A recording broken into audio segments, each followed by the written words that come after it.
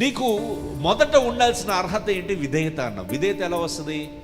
దేవుని ఎడల భయము నీకుంటే విధేయత వస్తుంది. దేవుడు చూస్తున్నాడనే స్పృహ నీకు లేకపోతే విధేయత కాదు, నీకు అవిధేయత ఉంటుంది.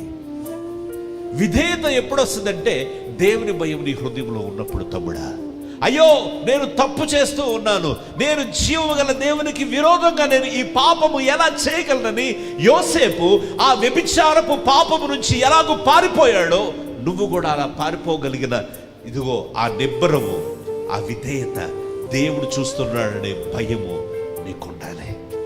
కొంతమంది దేవుడు చూస్తాడన్న భయం లేదు. ఎవరు? ఆకాను దాచుకున్నాడు, అననీయ సపీరా దాచుకున్నారు, సౌలు అదిగో నిషిద్ధమైన ఆ యొక్క క్రొవ్విన దూడలను తీసుకొచ్చి సమూయేలు రాకముందే బలిచ్చి పడేశాడు. Many times, we take lightly God's that and we forget that consciousness that God is seeing me, God is watching me, God is counting what I am talking today. నేనేం మాట్లాడుతున్నాను దేవుడు లెక్క అడగబోతూ ఉన్నాడు. నేనేం చేస్తున్నానో దేవుడు ఒక రోజు నన్ను అడగబోతున్నాడు. నేను ఏ క్రియలు కలిగినాను, ఏ తలంపులు కలిగి ఉన్నాను, ఒకరిని చూసినప్పుడు నా హృదయంలో కలిగిన తలంపులేంటి, ఒకరితో నేను మాట్లాడుతూ ఉన్నప్పుడు నాకు కలుగుతున్న తలంపులేంటి, ఆ స్పృహ నీకుందా?